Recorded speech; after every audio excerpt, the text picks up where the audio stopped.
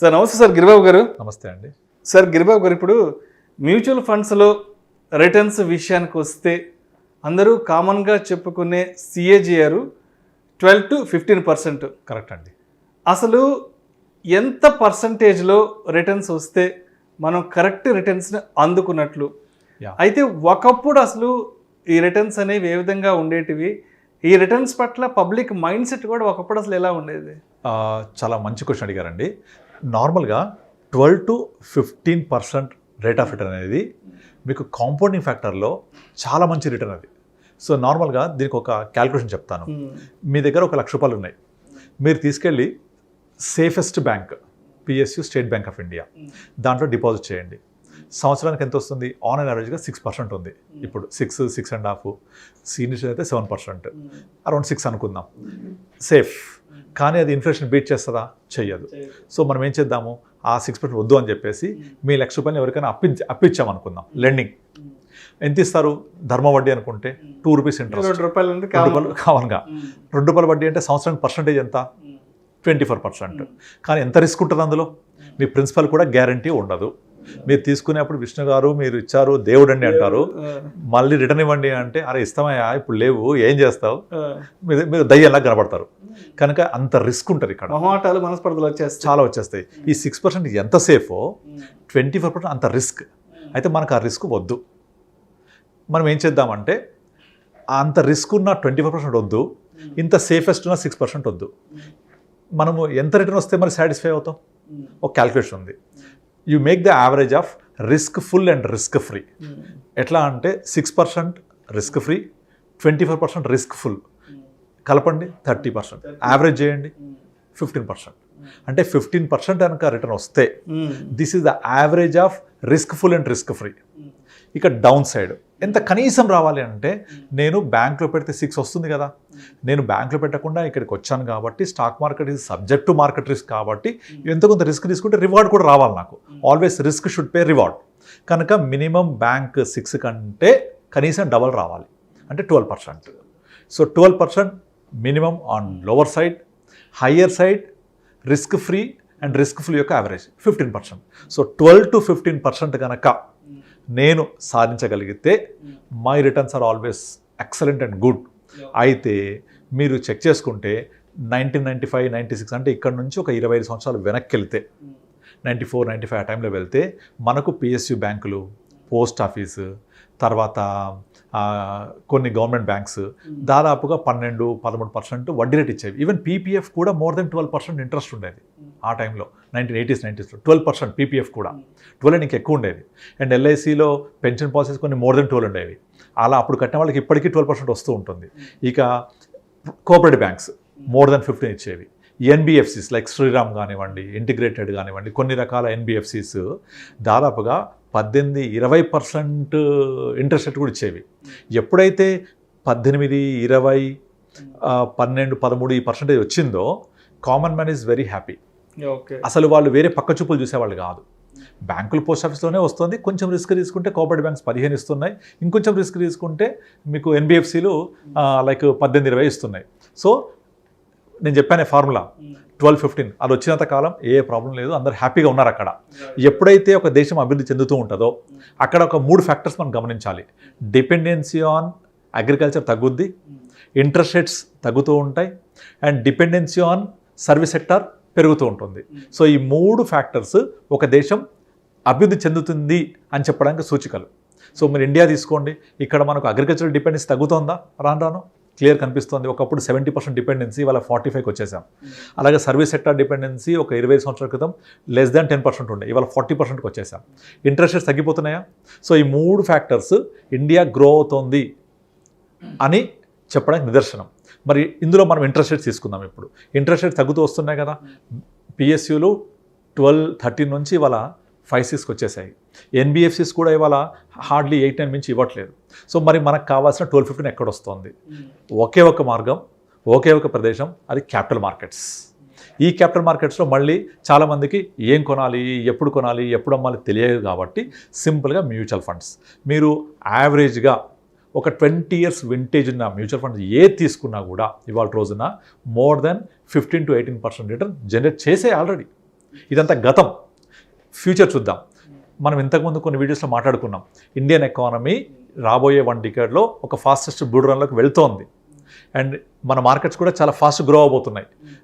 మీకు ఆల్రెడీ మోతీలాల్ ఒస్వాల్ వాళ్ళు చెప్పేశారు, we're going to see 2 lakh plus Sensex in coming next 1 decade అని అందరు చెప్తున్నారు. సో ఇవన్నీ కూడా 12 to 15% గ్రోత్ రేట్లో వెళ్తేనే వస్తుంటాయి. ఇవన్నీ జరుగుతుంది కూడా ఆల్రెడీ. ఇక్కడ ఏంటంటే మనకు పేషెన్స్ ఉండాలి, నమ్మకం ఉండాలి. ఆ మార్కెట్స్తో పాటుగా ట్రావెల్ చేస్తుంటే మనం కూడా ఆ గ్రోత్ రేట్లో ఉంటాము, చూడొచ్చు కూడా. సో ఇప్పుడు గతంలో జరిగింది, రాబోయే ఫ్యూచర్లో కూడా ఎకానమీ, జీడిపి రెండు కూడా కలిసి పరిగెడుతూ ఉంటే ఎప్పుడు కూడా Indian total GDP size is equal to Sensex growth. ఎలా అంటే మన సెన్సెక్స్ ఎంత గ్రోత్ ఉంటుంది, 12-14 అనుకున్నాం కదా, 12-15. మన ఎకానమీ గ్రోత్ ఎంత ఉంటుంది, 6% జీడిపి ప్లస్ 6% ఇన్ఫ్లేషన్, 6 to 7 అనుకోండి దాదాపుగా. So Sensex growth is equal to GDP plus inflation. GDP plus inflation 12 to 14, Sensex growth rate అంతే. ఇది వచ్చిందనుకోండి ఆటోమేటిక్గా మనము అక్కడే ఉంటాం కదా, మనకు కావాల్సిన రిటర్న్ అక్కడ దొరుకుతుంది కదా. అయితే ఇక్కడ ఎక్కడ కన్ఫ్యూజ్ అవుతారంటే జనాలు, బ్యాంకులు 12-15 ఇస్తాయి, గ్యారంటీ రాసిస్తాయి. మనకు గ్యారంటీ ఉందా అక్కడ అడుగుతారు. గ్యారంటీ ఇక్కడ ఉండదు, ఎవరు రాసివ్వరు. కానీ over a period of time compound అవుతూ అంటే ఒక ఇయర్ మైనస్ రావచ్చు, ఒక ఇయర్ ప్లస్ రావచ్చు, ఒక ఇయర్ చాలా ఎక్కువ రావచ్చు.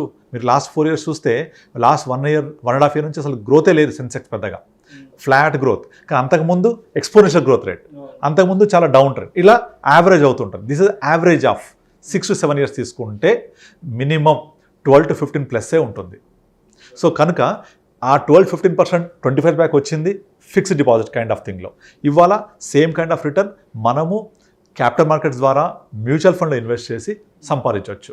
సో ఇది వచ్చినంత కాలం మనకు కాంపౌండింగ్ ఫ్యాక్టర్ యాడ్ అయ్యి మనకు కావాల్సిన సఫిషియంట్ గ్రోత్ రేట్ ఇస్తుంది. ఎందుకంటే మీరు రూల్ 15 గురించి వినే ఉంటారు, 15,000 15 years 15%.